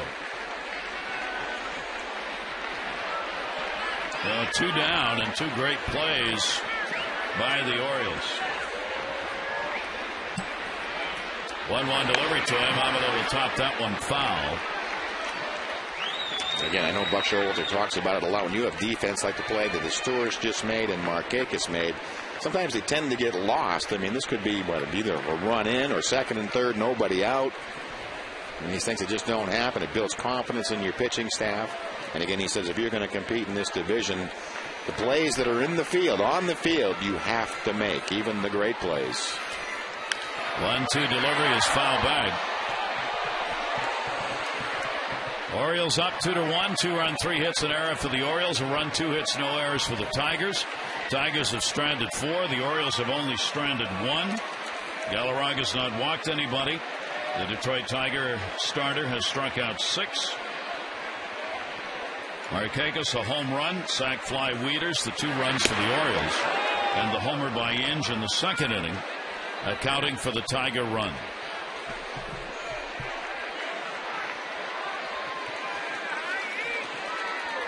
Two ball, 2 strike count. And that's the thing was amazing down the stretch is that everyone is doing their job. Got him. Johnson gets the strikeout in a 1-2-3 inning and an exciting one. Great D. Markakis in right, is Turris at short.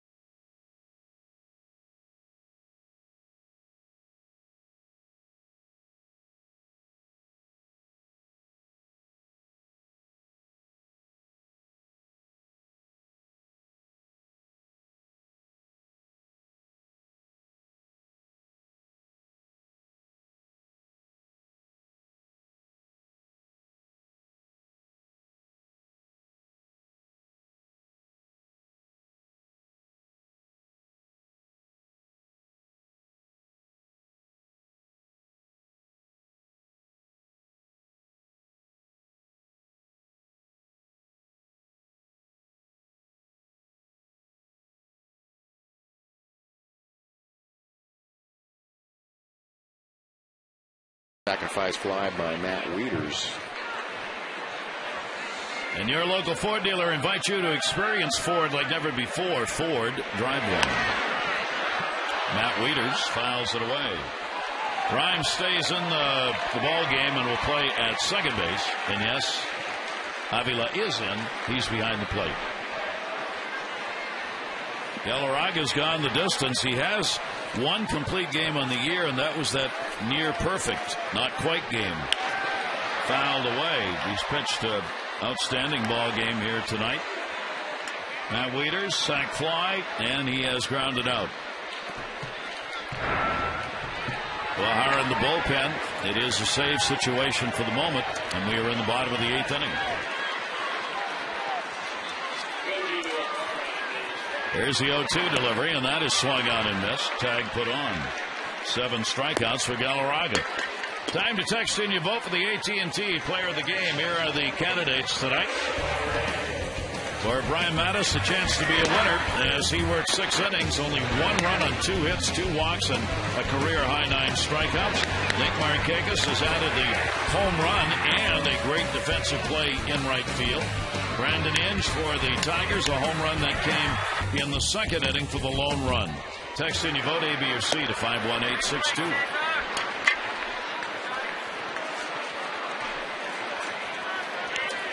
Robert Andino. 1-0 count on Andino.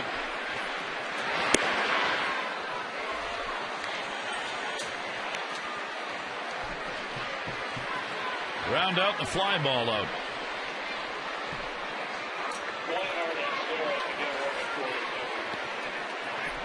Galarraga with the 2-0 delivery. That'll be way outside. 87 pitches thrown in the ball game by Galarraga. He's been really pitch efficient. Solrith and Weinhardt, attorneys at law.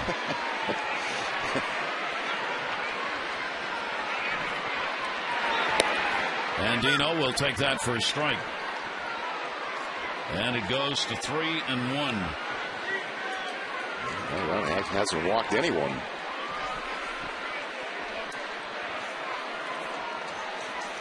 3-1 delivery on the way to him, and that's going to be inside or a walk. And let's check in with WJZ's Mark Viviano. Well, as the Orioles head to the offseason, a number of players will get some rest and rehab in, and that includes manager Buck Showalter. He'll be in Baltimore for 3 or 4 days, then head down to Texas, where he's going to have surgery on each of his knees. He says he also was told by a team doctor here with the Orioles he's got some shoulder trouble. He said, just throw me on the table, get it all done at once. He'll be back in town October 19th for some organizational meetings, but off-season maintenance for the manager. And Mark, he was saying before the game, the knees really bothered him this year, both of them. He's never had an operation on him, which I couldn't believe. Usually anybody who's been around this game has one knee done or more. So he's going to spread it out over a 10-day period.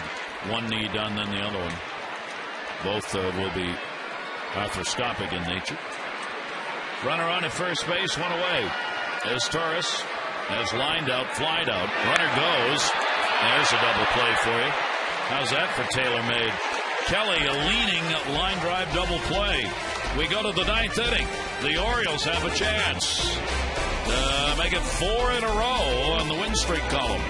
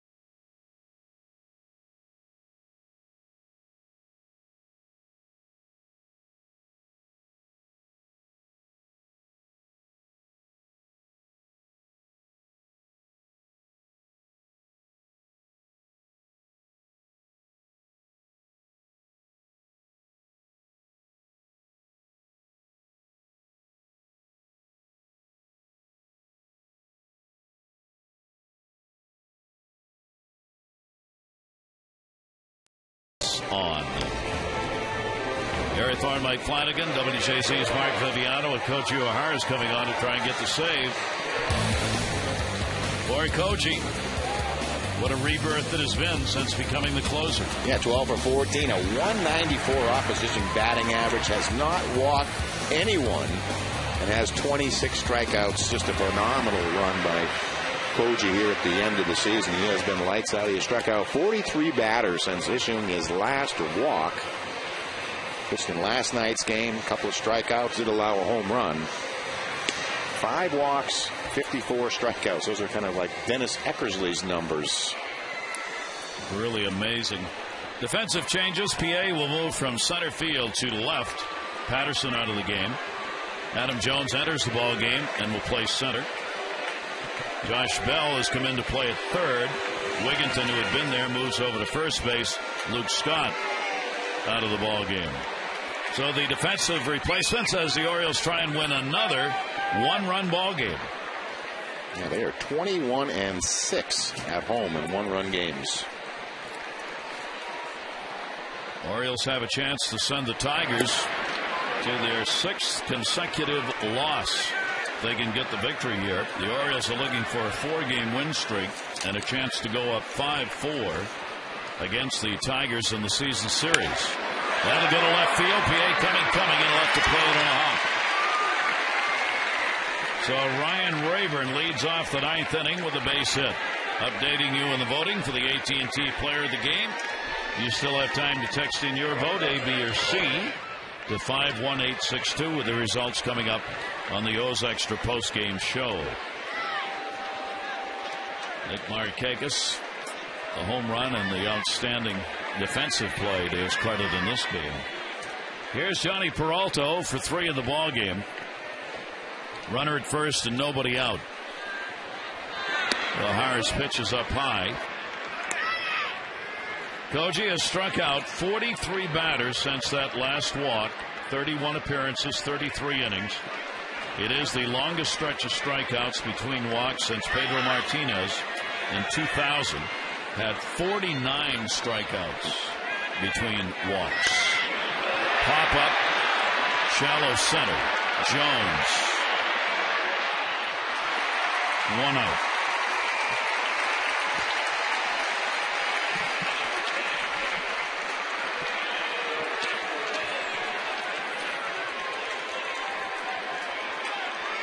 That's a number since August 3rd. 11-5 record in 1-run games. That is just really is amazing. It was 4.2 runs a game. The opposition under 4 runs per game. They really have done extremely well in any game that has been close since August 3rd when Buck Showalter took over. Johnny Damon is the pinch hitter. Runner at first, 1 away. And Damon will take the pitch up high for a ball. Billy Leland going to his bench here with a veteran.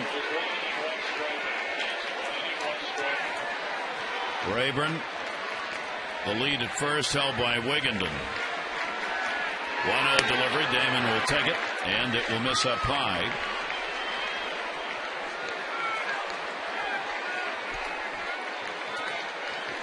And a 2-0 count on Damon. Gonzalez worked an inning, 2 strikeouts. Jim Johnson an inning, a strikeout. Brian Mattis 6 innings, a run on 2 hits, 9 strikeouts. 2 and 1 on Johnny Damon.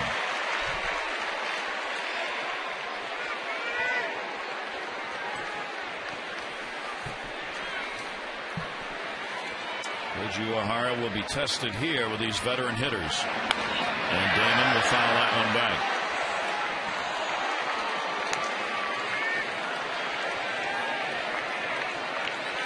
Damon's a .300 hitter, 301 against the Orioles in his career, 29 homers.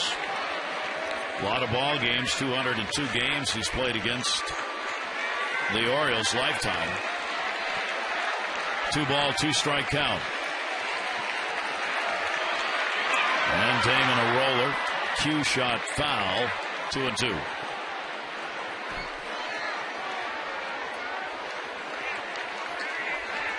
Final game of the season tomorrow. 1 o'clock goes extra. 1:30 for the ball game.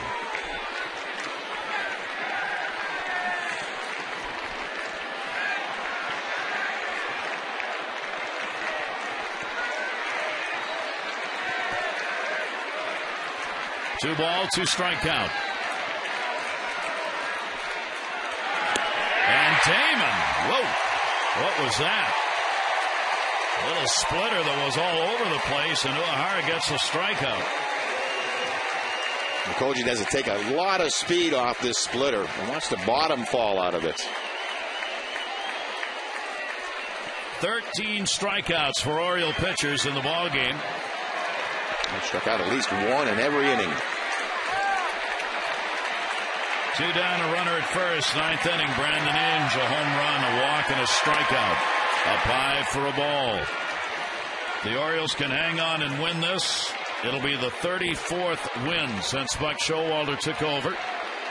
It will tie the all-time record for wins by a manager who took a team over after they've had 73 losses. Terry Francona did it, 97 Phillies. Showalter trying to get it done here tonight. And that'll end up in the seats, a foul ball. When Francona took over the Phillies in 97, they were 36-73. They finished 34-21. But Showalter took over the ball club that was 32-73.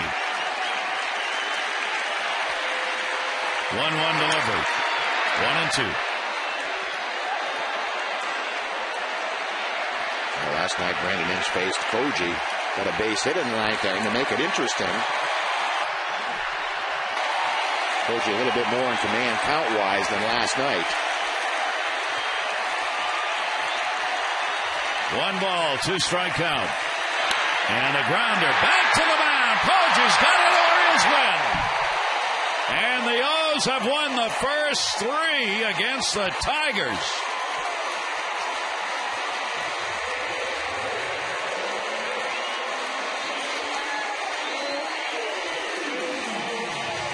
They get his last pitch from Cody right back to the glove. A little crow hop over to first base, and the save is in the books. Ryan Mattis gets the win. He is now 10-12. Galarraga, the loser, is 4-9, and Koji gets the save, and the Orioles a W.